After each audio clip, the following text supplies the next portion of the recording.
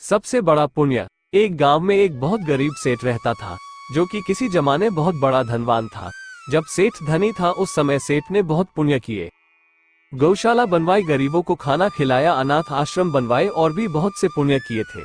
लेकिन जैसे जैसे समय गुजरा सेठ निर्धन हो गया।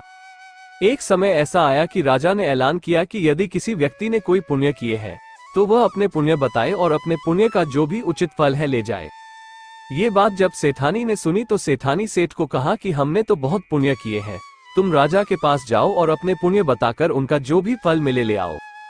सेठ इस बात के लिए सहमत हो गया और दूसरे दिन राजा के महल जाने के लिए तैयार हो गया। जब सेठ महल जाने लगा तो सेठानी ने सेठ के लिए 4 रोटी बनाकर बांध दी कि रास्ते में जब भूख लगी तो रोटी खा लेना। सेठ राजा के महल को रवाना हो गया। गर्मी का समय दोपहर हो गई। सेठ ने सोचा सामने पानी की कुंड भी है, वृक्ष की छाया भी है, क्यों ना बैठकर थोड़ा आराम किया जाए, वह रोटी भी खा लूंगा। सेठ वृक्ष के नीचे रोटी रखकर पानी से हाथ मुंह धोने लगा।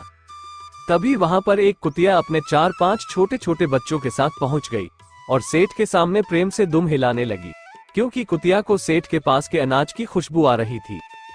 कुतिया को देखकर सेठ को दया आए। सेठ ने 2 रोटी निकाल कुतिया को डाल दी।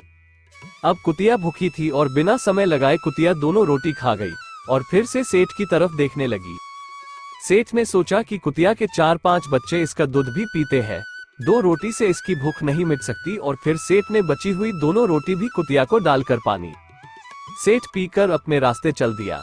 सेठ राजा के दरबार में हाजिर हो गया और अपने किए गए पुण्य के कामों की गिनती करने लगा। और सेठ ने अपने द्वारा किए गए सभी पुण्य कर्म विस्तार पूर्वक राजा को बता दिए और अपने द्वारा किए गए पुण्य का फल देने बात कही। तब राजा ने कहा कि आपके इन पुण्य का कोई फल नहीं है, यदि आपने कोई और पुण्य किया है तो वह भी बताएं, शायद उसका कोई फल मैं आपको दे पाऊं। सेठ कुछ नहीं बोला और यह कहकर वापस चल दिया कि यदि मेरे इतने पुण्य का कोई फल नहीं है तो और पुण्य गिनती करना बेकार है, अब मुझे यहाँ से चलना चाहिए। जब सेठ वापस जाने लगा तो राजा ने सेठ को आवाज लगाई कि सेठ जी, आपने एक पुण्य कल भी किया था, वो तो आपने बताया ही नहीं।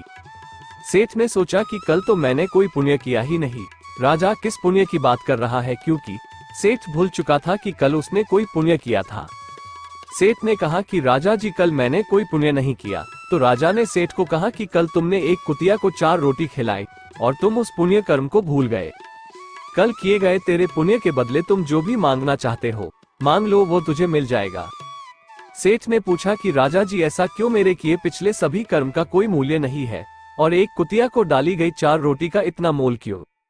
राजा ने कहा, हे सेठ, जो पुण्य करके तुमने याद रखे और गिनकर लोगों को बता दिए वो सब बेकार है, क्योंकि तेरे अंदर में बोल रही है कि यह मैंने किया। तेरा सब कर्म व्यर्थ है जो तू करता है और लोगों को सुना रहा है। जो सेवा कल तुमने रास्ते में कुतिया को 4 रोटी पुण्य करके की, वह तेरी सबसे बड़ी सेवा है। उसके बदले तुम मेरा सारा राज्य भी ले लो, वह भी बहुत कम है। देने के लिए दान, लेने के लिए ज्ञान और त्यागने के लिए अभिमान सर्वश्रेष्ठ है। जय जय श्री राधे।